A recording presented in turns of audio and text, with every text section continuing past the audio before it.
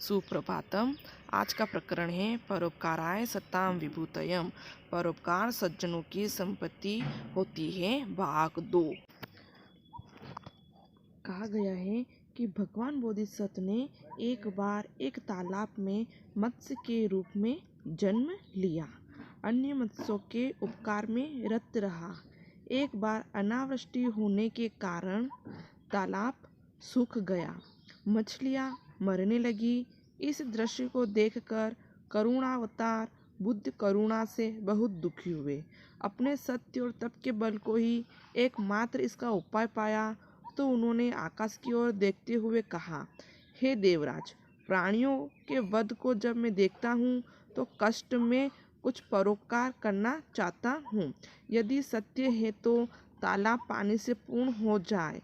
इस प्रार्थना को सुनकर बादल छाए, बिजली चमकने लगी, गर्जना होने लगी तथा पुनः पुनः वृष्टि से सभी तालाब भर गए। सभी जलचर पुनः जीवन पाकर प्रसन्न होकर देवराज प्रकट होकर बोले, यह सब तुम्हारे सत्य आदि का प्रभाव है जिससे कि ये कलश भरे हैं। ऐसा कहकर वह अंतर्ध्यान हो गए और फिर उन्होंने बताया कि अथ कदाचित सांत्वना भाग्य वैकल्याण प्रमादच सम्यक देवो न ववर्ष। अथ कदाचित, अथ यानी इसके बाद, कदाचित कभी भी, सत्वानाम प्राणियों के, भाग्य वैकल्यात भाग्य के अनुकूल होने पर या भाग्य के प्रतिकूल होने पर, प्रमादात च असावधान होने के कारण, देवो असावधान होने के कारण देवो जल देवता न वर्षस नहीं वर्षा। क्या कहा है? इसके बाद कभी प्राणियों के भाग्य के विपरीत होने के कारण और असावधान होने के कारण भली प्रकार से इंद्र नहीं वर्षा। वृष्टे अभावे तत्सर कंदप कुसुम गोरे नव सलीलेन यथा पूर्वम न परिपूर्णम जातम। वर्षा के अभाव में तत् यानी वह सरोवर कंदम के पुष्पों से श्वेत हुए नव सलीले नए जल से पहले की भांति, यथा पूर्वम पहले की भांति, परिपूर्ण न जातम पूरा नहीं भरा। यानी वर्षा के अभाव में वह सरोवर कंदप के पुष्प से श्वेत हुए नए जल से पहले की भांति पूरा नहीं भरा। क्रमेण च उपगते निदाग काले दिनकर किरणे अभितप्तया धरणिया। क्रमशः ग्रीष्म ऋतु में निद्य काले यानी ग्रीष्म ऋतु के पास आने पर दिन करणे यानी सूर्य की किरणों से तपती हुई, अभितप्तया यानी तपती हुई धरणिया धरती से, ज्वाला अनुगतेन धरती से आग द्वारा अनुसरण की जाती हुई, मारुतेन यानी वायु से, पिपासावसादिव प्यास के वंशीभूत के समान, प्रत्यहम प्रतिदिन आप्यमान चारों ओर से पिया जाता हुआ, सरह वह तालाब, लघु पल्लव मी अभवत छोटे तालाब के समान हो गया। कहा है कि क्रमशः ग्रीष्म ऋतु के पास आने पर सूर्य की किरणों से तपती धरती से, आग द्वारा अनुसरण की जाती हुई वायु से, प्यास के वंशीभूत के समान प्रतिदिन चारों ओर से पिया जाता हुआ वह तालाब छोटे तालाब के समान हो गया। और वहाँ तालाब में तत्र स्थित मीनाश्च जल अभावात मृत प्राया इव सजाता। तालाब में स्थित मछलियां जल के अभाव में मरी हुई निष्प्राण सी हो गई। सलिल तीरवासीन पक्षिण वायसगणा च यावत् तान मत्स्य भक्षितु। सरोवर के किनारे निवास करने वाले पक्षी और कौओं का समूह जब तक उन मछलियों को खाने की सोच रहे थे वैसे ही दुख और दीनता की मंसीभूत मछलियों को देखकर चिंतित विचार कर तावत विषाद वेश दैन्य वंश मीन कुल में वंश बोधिसत्वम करुणामय चिंता उपवेद। बोधिसत्व करुणा से युक्त हुए और चिंतित हो गए। अरे कष्टावत यम आपद आपत्ति नाम मीना नाम, बड़े कष्ट की बात है कि मछलियों पर यह आपत्ति आ पड़ी। प्रतिहम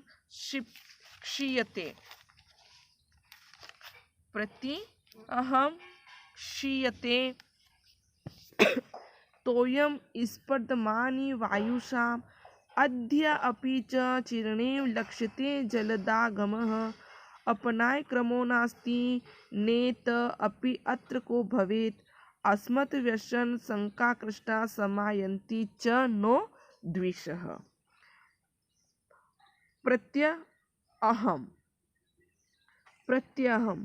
प्रत्यहम का अर्थ होता है रोजाना, क्षीयते बीत रहा है, तोयम जल, स्पर्धामान वायु सा बहते हुए, प्रतिदिन विलंब से दिखाए जाते हुए वायु से, क्या कहा है कि आयु से, स्पर्धा नाम आयु शाम यानी आयु से होड़ करता हुआ, स्पर्धा करता हुआ मानो जल प्रतिदिन बीत रहा है। अद्यपि च चिरणेव लक्ष्यते जलदागम, बादलों का आगमन तो अब भी देर से विलंब से ही दिखाई देता है। अपनाय क्रमो नास्ति न ते अन्यत्र को भवेत्, दूर जाने का कोई मार्ग भी नहीं है। अस्मद् व्यसन संकटा समायान्ति च नो द्विषः, दूसरी जगह ले जाने वाला भी कौन होगा और हमारे संकटों के द्वारा खींचे हुए हमारे शत्रु पास आते हैं।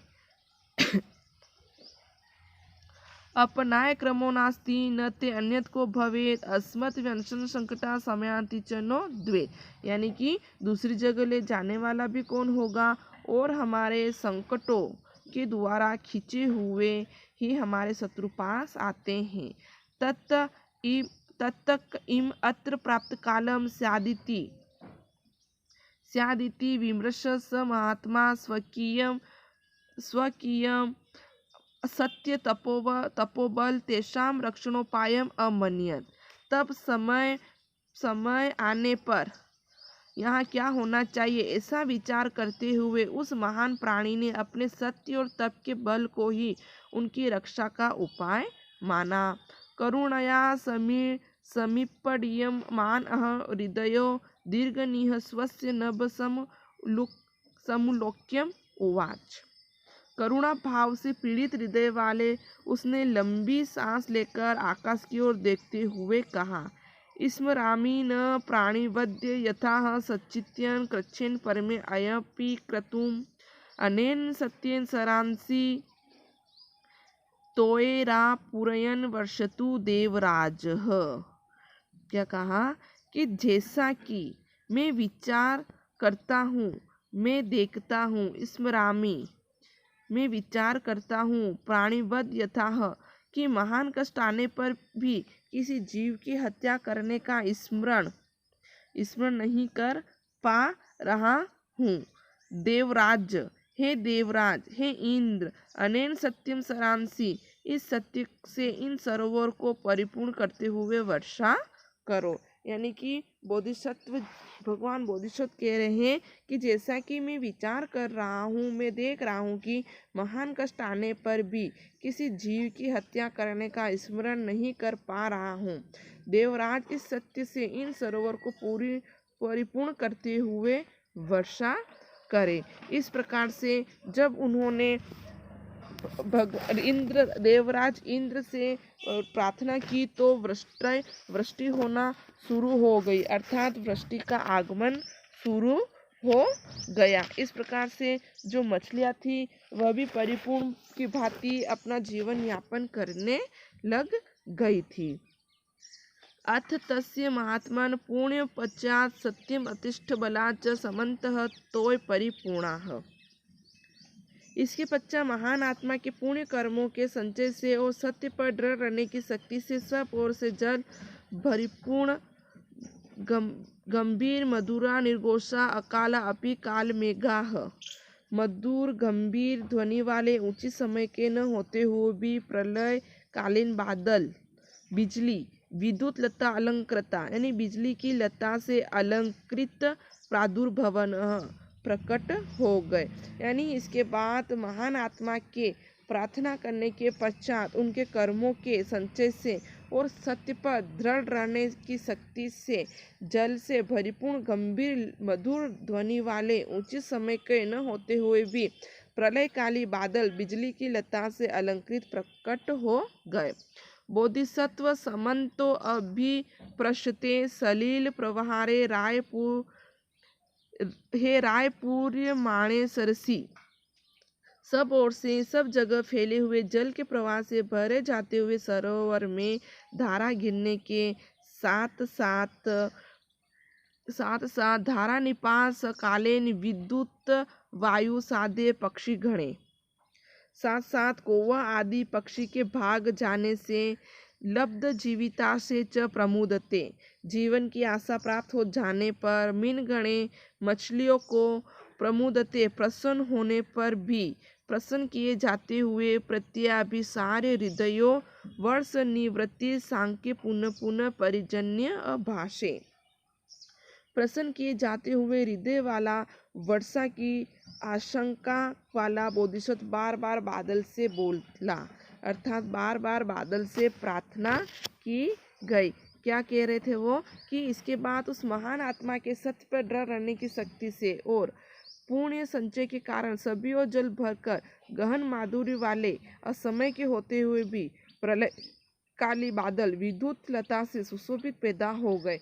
सभी ओर से सब जगह फैले हुए जल के प्रवाह से भरे जाते हुए सरोवर में धारा गिरने के साथ साथ कौवों आदि पक्षियों के भाग जाने पर, जीवन की आशा हो जाने पर, मछलियों के प्रसन्न होने पर, प्रसन्न किए जाते हुए वाला वर्षा की समाप्ति की आकांक्षा वाला बार बार बादलों से बोलता है कि बादलों से क्या बोलते हैं कि उद्गर्ज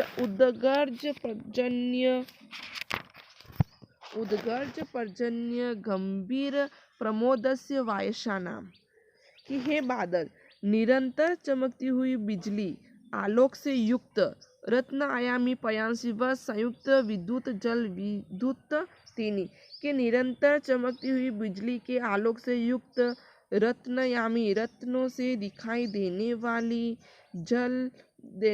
जल बरसते हुए तुम गहन और शांत गर्जना ऊपर आकाश में करो तथा कौवों का आनंद दूर करो।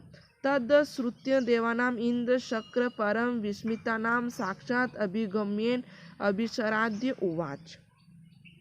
उस निवेदन को सुनकर देवों के राजा इंद्र आश्चर्यचकित मन वाले सामने पास आकर स्तुति करते हुए बोले कि तवेव खलेषु महान अनुभव, हे महाशय मत्स्येंद्र, मछलियों के राजा, तथैव खलु खलेषु महान अनुभव,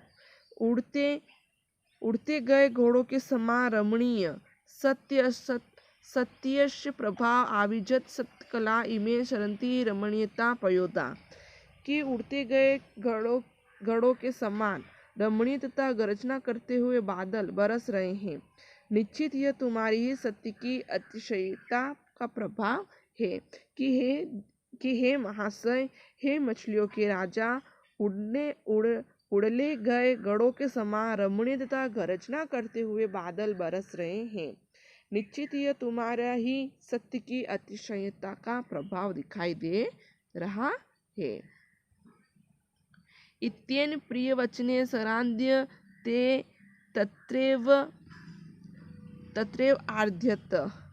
इस प्रकार मधुर वचनों से निवेदन करके वह अंतर्ध्यान हो गए। तत्रैव आदर्य का अर्थ होता है अंतर्ध्यान हो जाना। तत्च तत्च सरतोय समृद्धि व पावह, और वह सरोवर जल से पूर्ण हो गया। तदेव शीलवालाम इह एव कल्याण अभिप्रायः वृद्धिम आपनुवन्ति। तो इस प्रकार सदाचार में रत लोग पहले से इस लोक में तथा फिर परलोक में अपने कल्याण तथा अभिप्राय वृद्धि आपनुति अभिप्रायों की वृद्धि पाते हैं। प्रागेण परत्र च, चारों ओर से। अतः शील बुद्धो प्रयतितव्यम, अतः आचरण की शुद्धता प्रयत्नरत होना चाहिए। यानी कि कहा गया है कि इस प्रकार मधुर वचनों से निवेदन करके वही अंतर्धान हो गया और वह सरोवर से जल परिपूर्ण हो गया।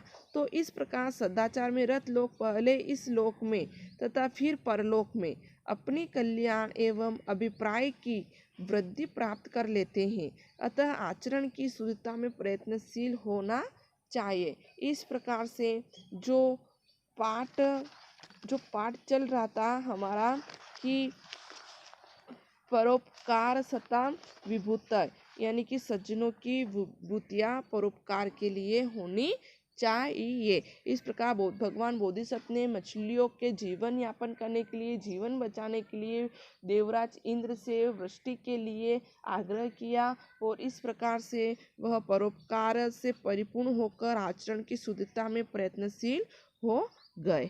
इस प्रकार से जो हमारा पाठ था वो परिपूर्ण हुआ अर्थात समाप्त हुआ। धन्यवाद।